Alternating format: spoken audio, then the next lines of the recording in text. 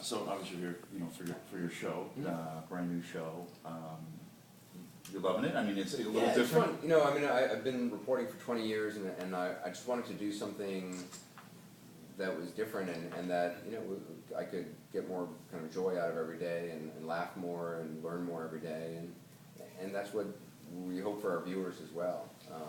And it's nice to be able to kind of exercise different muscles, and learn new things, and try new things, and in daytime TV you can really do in-depth storytelling in a way you can't on a news program, and you can kind of, you can have fun and also learn at the same time, and you can tell stories just in a way that really impacts people's lives. You also, kind of incorporate humor into it, and it's a live studio audience. Is that different than just looking at the camera? Yeah, it's cool. We have a studio audience of like 300 to 400 people every day, and it's just nice to be able to laugh and kind of show yourself as a real person, and just do things, have stories that can really have an impact on people's lives.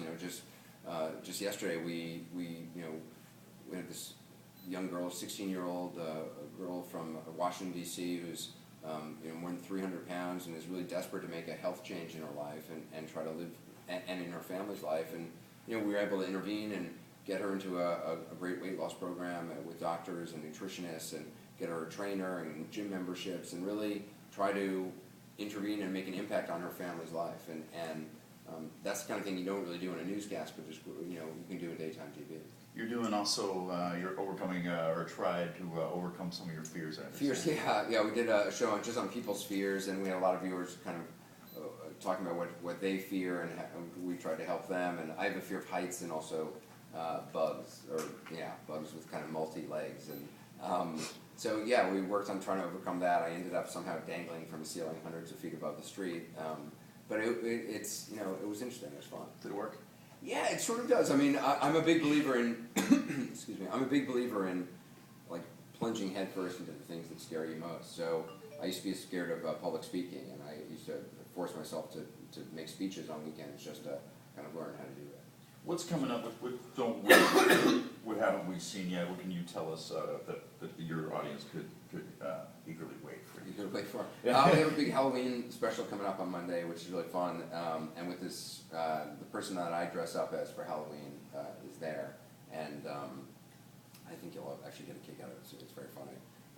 And we're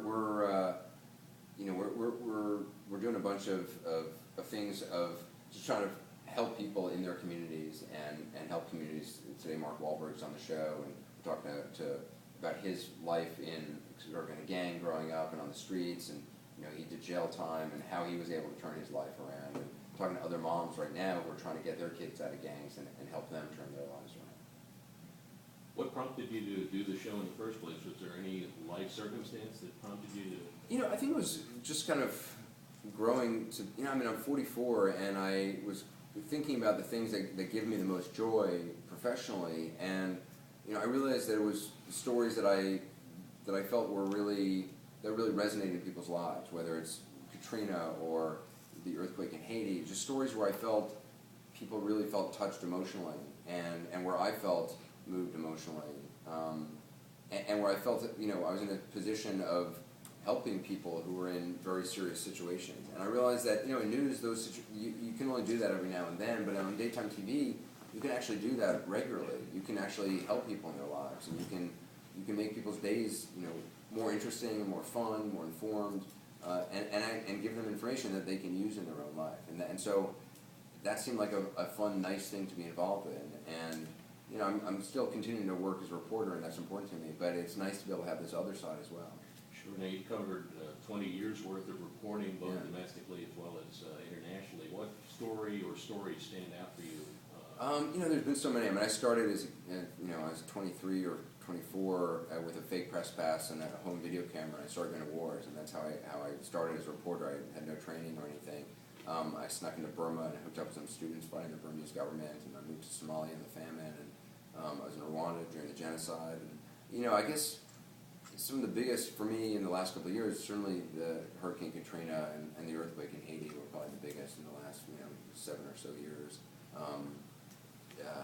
To be in a situation where there's been a natural disaster, or there's been a war, and and you know, you meet people who are struggling to survive, and you're in a position to try to get their stories out, make sure that their voices are being heard, and it's a, I don't know, I feel very privileged to have been in those places at those times.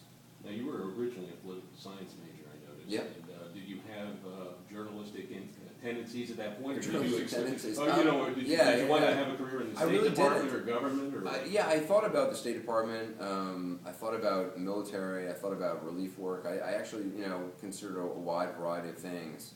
But you know, I realized that I have a problem with authority. I'm not very good in a large bureaucracy, and I didn't really, you know, want to work necessarily be in one country for 2 or 3 years as you would be in the State Department. I liked the idea of sort of traveling around to different places, and I'd watched so much news growing up that I thought, you know, maybe I could give that a try, and I didn't know that I could actually make it into a career. Mm-hmm. I'm still not sure. I'm still convinced I'm going to be fired at any moment. So, Is any particular role model in your life that stands out for you, that perhaps pushed you in the direction yeah, where you are now? you know what? Early on, I was a child. My parents had a friend, a man named Gordon Parks, who was the first African American photographer for Life magazine. He was the first African American to direct a major motion picture. He directed Shaft, and he was one of just, I mean, beyond just being an amazing man, and you know, he came from less than nothing, and really, I mean, he was a poet. He was just this extraordinary, accomplished man. And he's the first reporter I sort of knew, and the first journalist I knew, and as a photojournalist, and his work is extraordinary. And so I think he, you know, I don't think he knew this, but I mean, I kind of, I thought of him as a sort of a mentoring figure, and as somebody who I really idealized in many ways. And you know, early on, he is the first one I think really got me started to think about how you can take a camera, you can go to places, and you can make a difference, and that's something he did, and I certainly hope to do. Anything you would still like to do down the road, you know, sort of on your dream list? On my bucket list? Your bucket list? Yeah, you know, there's a lot of stuff. I mean, you know, the cool thing about working as a reporter and having a daytime show is that you get to do all that stuff as part of your work. So I just went down to Cuba for the first time. I'd never been down there, and that was really eye-opening. And you know, I went diving with great white sharks off the coast of South Africa for 60 minutes, and I, you know, done a whole variety of stuff. I went spray tanning with Snooki for this daytime show, you know, which was something I never in a million years would have thought I would have ended up doing. But it's all kind of interesting new experiences. So I'm not sure what's going to be next. I mean, I would love, there's a lot of countries I haven't been to that I would love to go to, and there's a lot of, you know, trips I'd like to take and stories I'd like to tell. But you never really know what's going to happen, and that's what's kind of cool. So, Anderson, you wrote in your book that, you know, when you grew up, it was not uncommon for your mom and dad to entertain in their house very Right. well-known people. And Yep. so you were around well-known and famous people from an early age. Do you think that has helped you to dispel the mystique of these people? Yeah. Now that you're interacting with Yeah, them? it's and interesting. I interviewing mean, them? yeah, it's interesting. Yeah, it is. Yeah, I grew up. My mom was Gloria Vanderbilt, and my dad was a writer named Wyatt Cooper. And yeah, I mean, we had Gordon Parks in the house, and my mom threw a party once for Charlie Chaplin, and you know, I was like 5 years old when I met Charlie Chaplin. I thought he would be like the little guy in the movies, but by then he was obviously a very old man. And, but we had writers and actors and people coming through the house on a regular basis. Truman Capote, and that was an extraordinary thing. But to me, what was really extraordinary about it is just kind of seeing that up close. It kind of demystified the whole thing. I mean, you see up close that they're just as confused and at times, desperate or sad or angry or as everybody else, and it kind of takes the veneer off of the whole celebrity thing. And so it also at a very young age made me realize that that's not something to, like, fame or being a celebrity is not something to really aim for, because it's not really, it doesn't make you any happier than anybody else. I mean, these people were as miserable as everybody else at times. They just had more money or were more well known, and that was sort of freeing at an early age to realize that. I mean, on the one hand, it opened my eyes to the possibility that you could be creative and make a living. So that was a hopeful thing, but it also meant that, like, aiming for notoriety wasn't really the road to happiness. That aiming maybe for accomplishment would be something that that could lead to a sense of fulfillment. Are you comfortable with your own celebrity now? I find it weird. I mean, look, I'm incredibly appreciative for all that I have and for the fact that anybody's at all mildly interested in something I might do. But it's interesting. I think I don't think it's beneficial to pay much attention to it. Like, I don't really think about it. I don't cultivate it. If there's like a billboard with my picture on it, I don't look at it. I don't go to that part of town. I'm not interested in like reading stuff that's written about me, or I just think it makes you start to think about yourself as others see you, and I don't think there's really any benefit in that. Or it makes you start to, I think there's a lot of people who are in the public eye who start to believe, what their publicists are saying about them, and I think there's a real danger in that, particularly for a reporter. I think as a reporter you should be a fly on the wall. It shouldn't be about you. If you're moderating a debate, say of presidential candidates, it shouldn't be about you.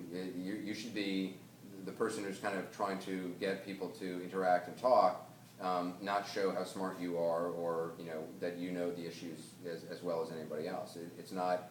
I just don't think as a reporter, celebrity is something that's beneficial. I think it's something that makes you pompous and feel self-important. And so I honestly try not to pay attention to it because I just don't think it's beneficial. I think it's like an infection that will spread. So when you wrote in your book, you said when you were confused about what you wanted to do with your life, Right. Your mom said, "Follow your bliss." Right. Yeah. And so, what gives you the greatest joy Right. now that you presumably have followed your bliss? Yeah. My mom's advice to follow your bliss was advice she cribbed from a guy named Joseph Campbell, who was a professor at Sarah Lawrence. My mom was watching TV and Bill Moyers was interviewing Joseph Campbell.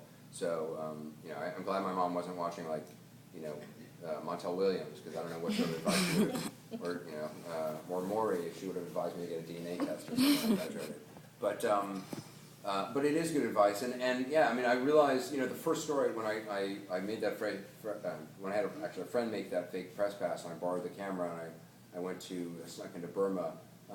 I shot a story, and I had no idea I never thought I could make a profession of this. I had no idea if I could even shoot a story. I had no experience doing it.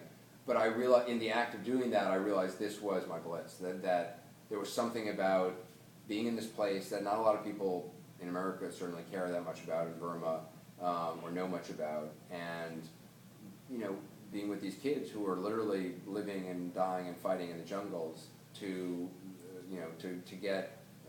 make their lives better against this horrible government in Burma, and to be able to be there and listen to them and have them talk to me and then craft their stories and craft what they said into a story.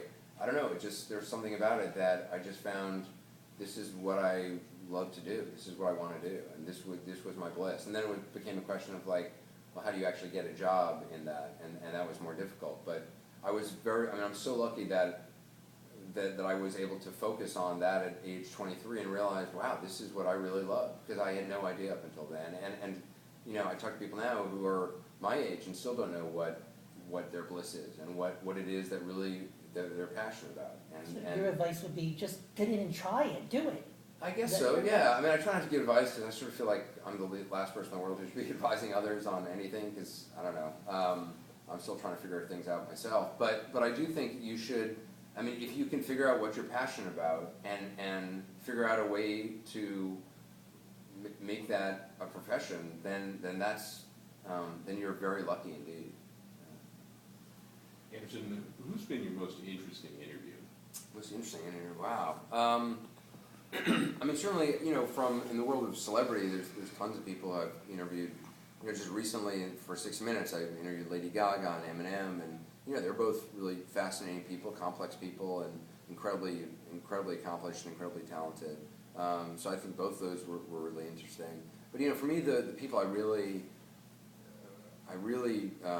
think about who I've interviewed, and I think about them, even now, many years after I interviewed them, are people whose names you wouldn't even recognize, who've lived, who've faced obstacles and have figured out ways to overcome them. There was a woman named Angela in Congo. In Congo, there's a horrible sexual violence against women. There's a war that's killed millions of people over the last 10 years that very few people know about. you know, there's a huge percentage of women who've been raped and gang raped, and